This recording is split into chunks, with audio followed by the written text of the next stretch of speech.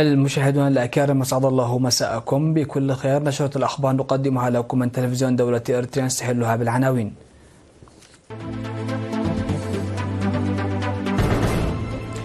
نيافة الأنبا باسيليوس يوجه رسالة تبريكات بعيد الفصح المجيد. مسؤول التعليم في الجنوب يشيد بدور المجتمع في العملية التعليمية. تقييم الخدمات الطبية في الربع الأول من عام 2025.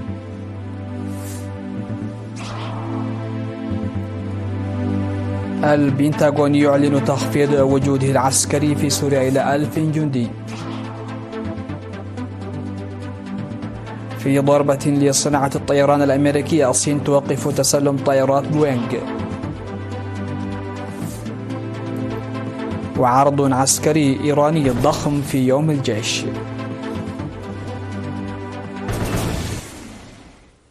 أهلا بكم إلى تفاصيل النشرة. وجه نيافة الأنبا باسيليوس الأول البطريرك السادس للكنيسة الأرثوذكسية الإريترية رسالة تبريكات بمناسبة عيد الفصح المجيد. وعرب الأنبا باسيليوس في رسالته عن أمنياته الطيبة للمواطنين في الداخل والمهجر والمرضى في المستشفيات وأعضاء قوات الدفاع المرابطين في حماية الوطن والتنمية والشعب الإريتري عامة لبلوغ نور الفصح بسلام. ونقل رسالته الأبوية للقيام بأفعال قلب واحد وكلمة واحدة والتفكير السليم لإرضاء الرب ومصلحة الوطن، موصيا للمساهمة المستدامة بوحدة وحب لجعل الوطن متطورا مزدهرا يعمه السلام والرخاء والعدالة والنماء باتباع عهد القدماء وأمانة الشهداء. وقال نيافة الأنبا باسيليوس إن أعيادنا الروحية هي مناسبة للعمل النبيل والتعاون والتعاضد وإعطاء المحتاج واستقبال الضيف ومعاودة المريض وتعزية ومواساة ذوي الموت.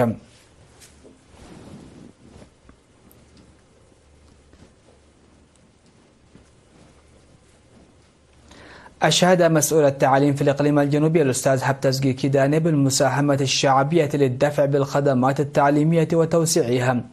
وأوضح الأستاذ هبتزجي فيما يتعلق بتقدم التعليم في السنوات 34 الماضية أن عدد المؤسسات التعليمية ارتفع من 101 قبل الاستقلال إلى 668 حاليا، كما يرتفع عدد الطلاب من 36 ألف طالب إلى أكثر من 238 ألف طالب.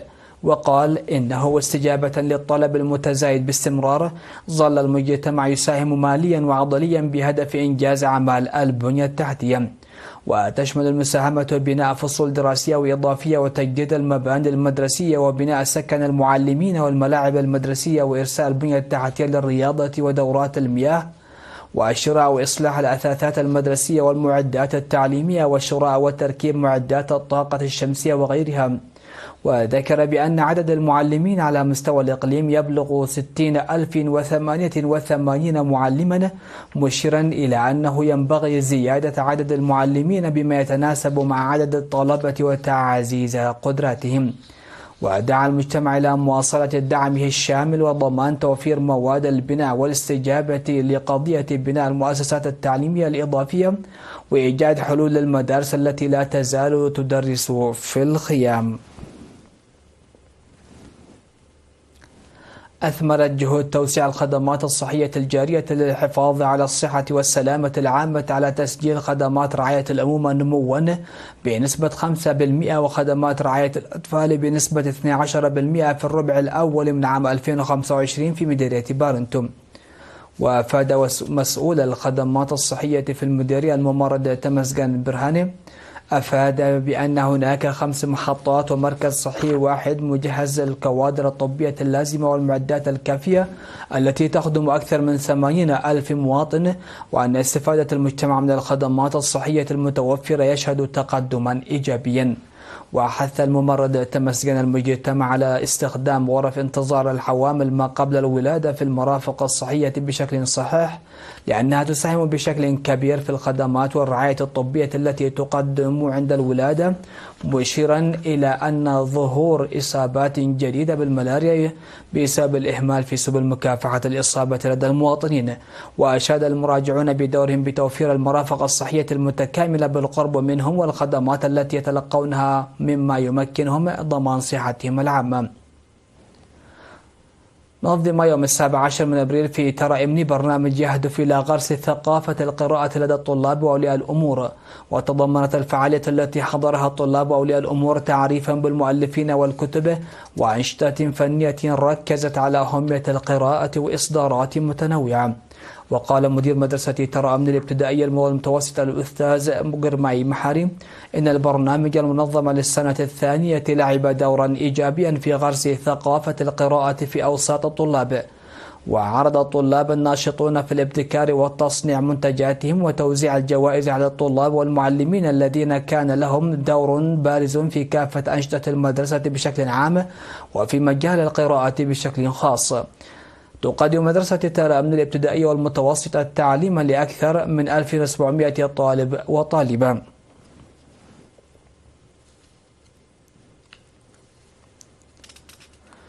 أجرت مراكز الشرطة في مدينة عصب حملة توعوية للمواطنين والطلاب ركزت على مكافحة الجريمة والحوادث.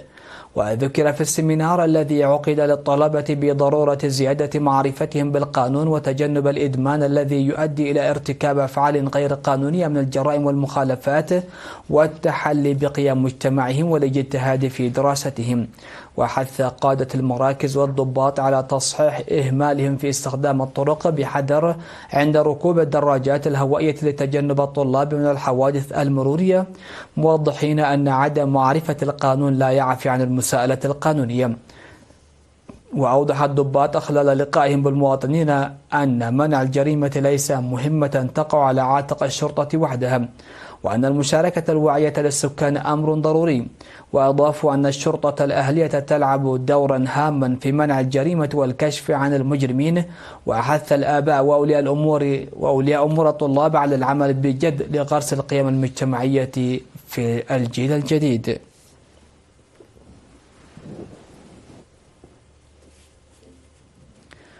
مشاهدينا فاصل قصير من ثم نعود لمتابعة الأنباء على الصعيد العالمي. تفضلوا بالبقاء معنا.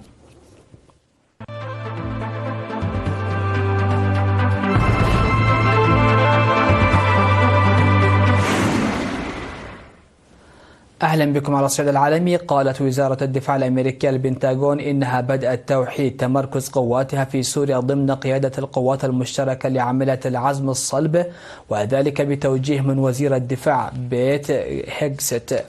وأشارت الوزارة إلى أن هذه الخطوة التي جاءت وفق عملية مدروسة ومبنية على تقييم للظروف ستؤدي إلى تقليص الوجود الأمريكي العسكري في سوريا إلى أقل من 1000 جندي خلال الأشهر المقبلة.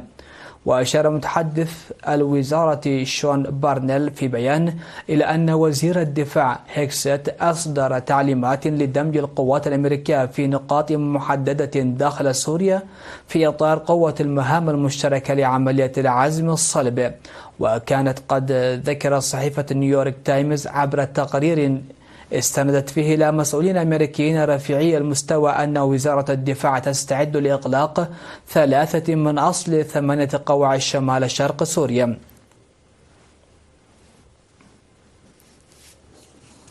في ظل تصاعد الحرب التجارية بين الصين والولايات المتحدة التي فجرها الرئيس الأمريكي دونالد ترامب، قررت الحكومة الصينية التوقف عن استيراد طائرات بوينغ الأمريكية، وهو ما أثار قلقا واسعا في قطاع الطيران العالمي بحسب ما نقلته وكالة بلومبرغ عن مصادر مطلعة.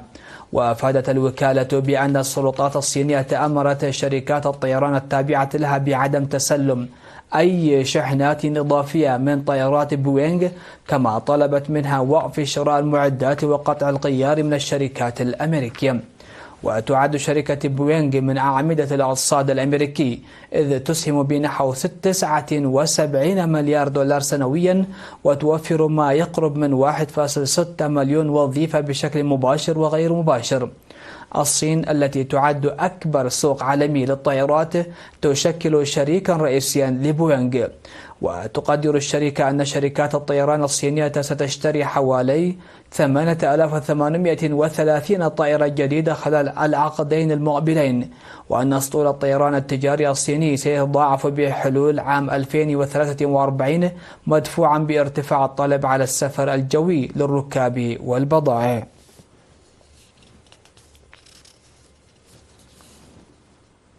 استعرض الجيش الإيراني قدراته العسكرية جنوب العاصمة طهران، وذلك بمناسبة يوم الجيش الإيراني. وحضر مراسم الاستعراض رئيس البلاد مسعود بزشكيان وكبار قادة القوات المسلحة الإيرانية وفق ما أفادت وكالة إيرنا الإيرانية.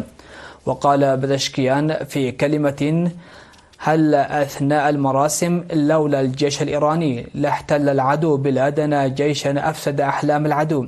وأشار إلى أن الجيش الإيراني وصل إلى مرحلة تحقيق الاكتفاء الذاتي في كل المجالات. وشارك في الاستعراض الوحدات القتالية والمدرعات التابعة للقوات البرية للجيش ومقاتلات القوى الجوية وأسلحة وأنظمة دفاع القوى الجوية والمعدات البحرية المحمولة.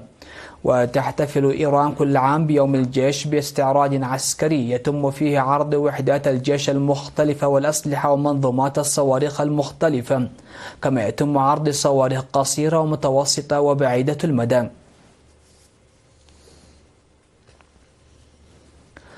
في الخبر الأخير، أرسلت الصين 6 أقمار اصطناعية تجريبية جديدة إلى الفضاء من مركز تايوان لإطلاق الأقمار الصناعية في مقاطعة سانشي شمال الصين.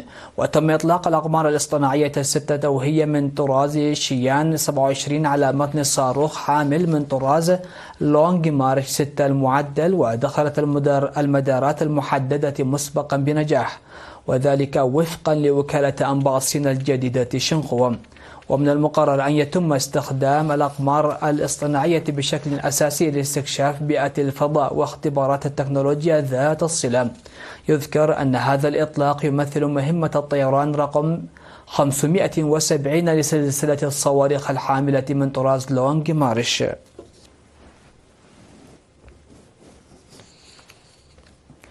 مشاهدينا، ختاما لنشرة هذا المساء، هذا تذكير بأهم وأبرز العناوين. نيافة الأنباء باسيليوس يوجه رسالة تبريكات بعيد الفصح المجيد. مسؤول التعليم في الجنوب يشيد بدور المجتمع في العملية التعليمية.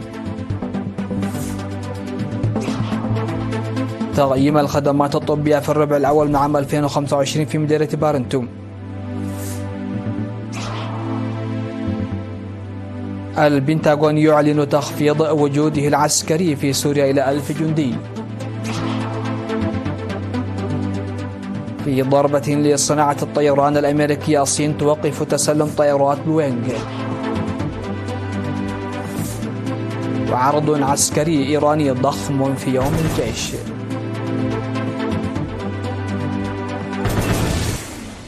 سادتي سيدات، هكذا نكون قد وصلنا وإياكم إلى نهاية نشرة هذا المساء. هذه تحيات الفريق العامل، وكل عام وأنتم بألف خير ودمتم بألف خير أيضا.